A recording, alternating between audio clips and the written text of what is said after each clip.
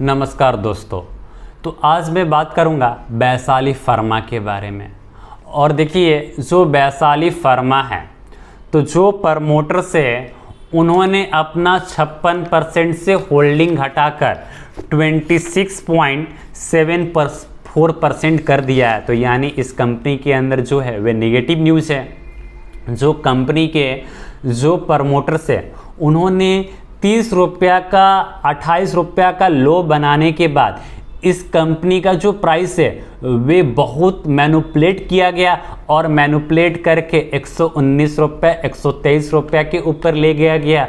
और वहाँ से जो प्रमोटर्स है उन्होंने 56.31% से जो होल्डिंग था तो उन्होंने अपना सारा का सारा माल बेच दिया। और माल बेचने के बाद जो कंपनी के जो प्रमोटर्स है तो उनके पास अब होल्डिंग कितना बचा, 26.74% है। यानी जो प्रमोटर्स है वे काफ़ी अच्छा खासा प्रॉफिट बुक किया और बेचारे जो रिटेल इन्वेस्टर है वे फंस गए होंगे। क्योंकि वैशाली फार्मा में मुझे लगता है कि जो रिटेल इन्वेस्टर है वे हो सकता है कि 80 रुपये 90 रुपये के लेवल पे भी आपने खरीदा होगा। और देखिए 119 रुपया का हाई बनाने के बाद जो कंपनी का अभी का जो करंट मार्केट प्राइस है वे 76 रुपया है। यानी जो प्रमोटर्स है वह अपना स्टेक को बेचते बेचते और कंपनी का जो प्राइस गिरकर कितना हो गया, 76 रुपया हो गया। और आपको आने वाले दिनों में जो कंपनी का जो प्राइसेज है वे 30 रुपया के लेवल पे नज़र जाता हुआ दिखाई देगा।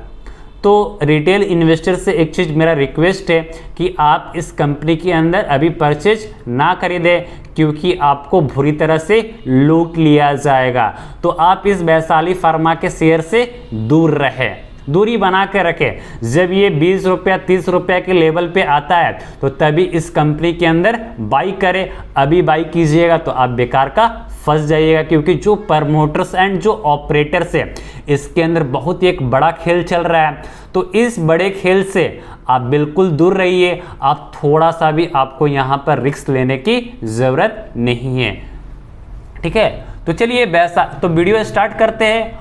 तो जो वैशाली फार्मा है तो वैशाली फार्मा है तो ये कंपनी करती क्या है, कंपनी का फंडामेंटल क्या है, कंपनी का सेल्स क्या है, तो ये सब चीज़ों को हम काफ़ी ज़्यादा विस्तार से एनालिसिस किया जाएगा।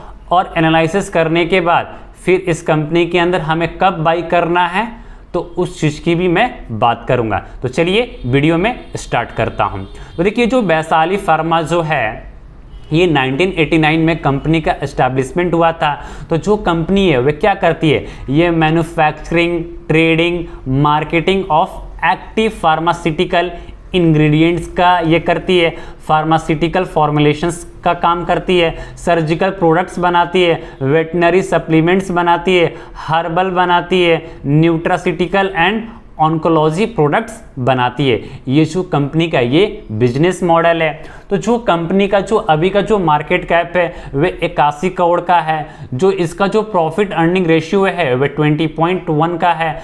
रिटर्न ऑन कैपिटल एम्प्लॉयड की बात किया जाए तो 18.7% है। जो कंपनी का जो बुक वैल्यू है वह 25 रुपया है। रिटर्न ऑन इक्विटी की बात करूँ तो 16.5% है। जो 52 वीक का जो हाई है वह 119 रुपया है। जो 52 वीक का जो लो है वह 29 रुपया है। जो कंपनी का जो फेस वैल्यू है वह 10 रुपीज़ है। और ये जो कंपनी है आपको किसी भी तरह की डिविडेंड नहीं देती है। तो देखिए, जो कंपनी का अगर मैं पॉजिटिव न्यूज़ देखा जाए तो कंपनी का मात्र एक पॉजिटिव न्यूज़ ये है कि जो मार्च 2022 का जो क्वार्टरली जो रिजल्ट्स आया है वे काफ़ी ज़्यादा जो नतीजे हैं वे बेहतर आए हुए हैं। तो ये कंपनी का एक पॉजिटिव न्यूज़ है।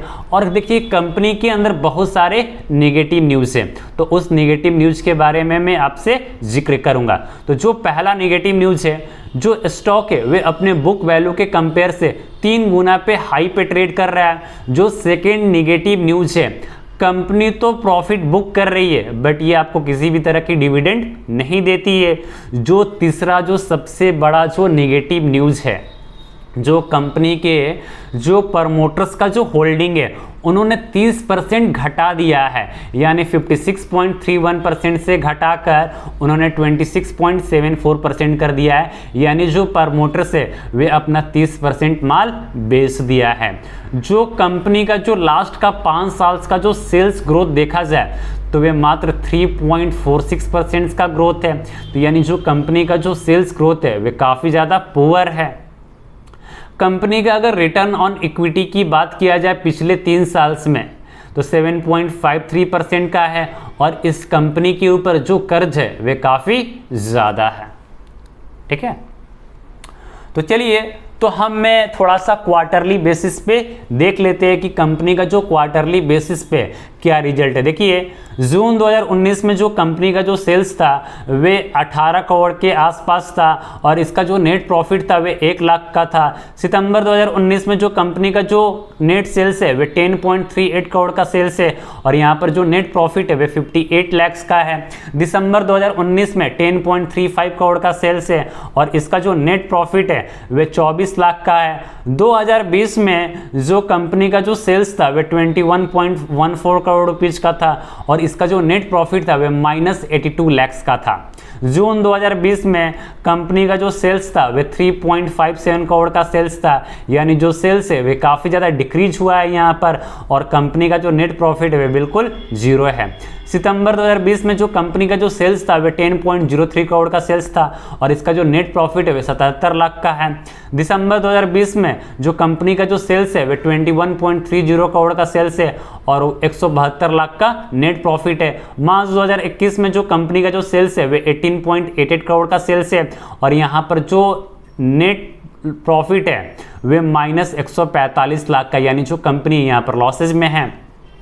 जून 2021 में जो कंपनी का जो सेल्स है वे 8.27 करोड़ का सेल्स है, और इसका जो नेट प्रॉफिट है वे 81 लाख का है। सितंबर 2021 में जो इसका जो नेट सेल्स है 19.86 करोड़ का सेल्स है, और इसका जो नेट प्रॉफिट है वे 140 लाख का है। दिसंबर 2021 में 22.28 करोड़ का सेल्स है, और इसका जो नेट प्रॉफिट है वे 161 लाख का है। मार्च 2022 में जो कंपनी का जो सेल्स है वे 25.41% है, और इसका जो नेट प्रॉफिट है वे 20 लाख का है। तो चलिए अब मैं ईयरली बेसिस पे मैं बात कर लेता हूँ कि सालाना बेसिस पे जो कंपनी है वे क्या है, इसका स्थिति है। तो देखिए 2011 में जो कंपनी का जो सेल्स था वे 92.76 करोड़ का सेल्स था, और जो नेट प्रॉफिट था वे 70 लाख का था। 2012 में जो कंपनी का जो सेल्स है वे 81.60 करोड़ का सेल्स है, और यहाँ पर इसका जो नेट प्रॉफिट है वे 38 लाख का है। 2013 में जो कंपनी का जो सेल्स है वे 118.81 करोड़ का सेल्स है, और यहाँ पर जो इसका जो नेट प्रॉफिट है वे 60 लाख का है। 2014 में जो कंपनी का जो सेल्स है वे 120.71 करोड़ का सेल्स है, और इसका जो नेट प्रॉफिट है वे 30 लाख का है। 2015 में जो कंपनी का जो सेल्स है वे 94.56 करोड़ का सेल्स है, और इसका जो नेट प्रॉफिट है वे 16 लाख का है। 2016 में 66.71% का सेल्स है, और इसका जो नेट प्रॉफिट है वे -3 लाख का लॉसेज है। 2017 में 63.97 करोड़ का सेल्स है, और इसका जो नेट प्रॉफिट है वे 71 लाख का है। 2018 में जो कंपनी का जो सेल्स है वे 67.76 करोड़ का सेल्स है, और इसका जो नेट प्रॉफिट है वे 80 लाख का है। 2019 में जो कंपनी का जो सेल्स है वे 75.09 करोड़ का सेल्स है, और इसका जो नेट प्रॉफिट है वे 71 लाख का है। 2020 में 60.09 करोड़ का सेल्स है, और इसका जो नेट प्रॉफिट है वे 3 लाख का है। 2021 में जो कंपनी का जो सेल्स है वे 53.77 करोड़ का सेल्स है, और इसका जो नेट प्रॉफिट है वे 105 लाख का है। 2022 में जो कंपनी का जो सेल्स है वे 75.82 करोड़ का सेल्स है, और इसका जो नेट प्रॉफिट है वे 402 लाख का नेट प्रॉफिट है। यानी 2022 में जो कंपनी का जो रिजल्ट है, इनके जो नतीजे है वे काफ़ी ज़्यादा शानदार रहा है, बट जो कंपनी का जो सेल्स ग्रोथ है वे इतना अच्छा हमें नज़र नहीं आ रहा है। कंपनी का अगर कंपाउंडेड सेल्स ग्रोथ की अगर देखा जाए तो टर्म टू टर्म इंक्रीज कर रहा है, बट पिछले 3 साल 1 साल की बात किया जाए तो इतना अच्छा नहीं है। और कंपनी का जो प्रॉफिट ग्रोथ है इस बार का जो टर्म टू टर्म का है वे 283% का है, यानी अपने आप में एक अच्छी बात है। जो स्टॉक प्राइस का जो CAGR है वे 83% का है, और लास्ट ईयर का जो रिटर्न है वे 16% का रिटर्न है। और कंपनी के पास जो अभी जो रिजर्व है वे 16 लाख का रिजर्व है और कंपनी के पास जो कर्जा है वे 21 लाख का कर्जा है। यानी कंपनी के पास जो रिजर्व है तब भी इस कंपनी का जो कर्जा है वे 6 करोड़ के आसपास बैठेगा। तो इस कंपनी के पास जो रिजर्व है वे 16 करोड़ का रिजर्व है और जो कंपनी के पास जो कर्जा है वे 21 करोड़ का है। तो कंपनी के ऊपर धीरे धीरे जो कर्जा है वे बढ़ता हुआ जा रहा है और आने वाले दिन में भी जो कंपनी का जो कर्जा है वे बढ़ता हुआ नजर आ सकता है। जो कंपनी का जो टोटल असेट है वे 82 करोड़ के आसपास है। और देखिए मैंने शेयर होल्डिंग पैटर्न के बारे में बात कर दिया। तो देखिए मुझे लगता है कि जो प्रमोटर्स है तो ये मुझे लगता है कि और अभी ज़्यादा शेयर्स को सेल करेंगे और फिर जैसे नीचे के लेवल पे आएगा तो फिर यहाँ से प्रमोटर क्या करेंगे, यहाँ से माल उठाएंगे और फिर यहाँ से बाई करने के बाद फिर इस कंपनी की जो प्राइस है उसको मैनिपुलेट किया जाएगा और मैनिपुलेट करके फिर बेचा जाएगा। फिर नीचे आने के बाद फिर से ये लोग अपने शेयर होल्डिंग पैटर्न को बढ़ाएंगे और इस तरह से वैशाली फार्मा में भी ये सिलसिला चलता रहेगा। और जो बेचारे जो रिटेल इन्वेस्टर है वे बेचारे बुरी तरह से फंसेंगे। तो देखिए जो कंपनी का अगर 1 डे की अगर मैं रिटर्न की बात करूं तो 1.77% का है।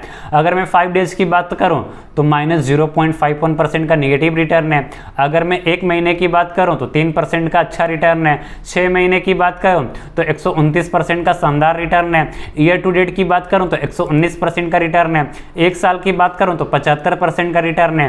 5 साल की बात करूं तो 83% का रिटर्न है।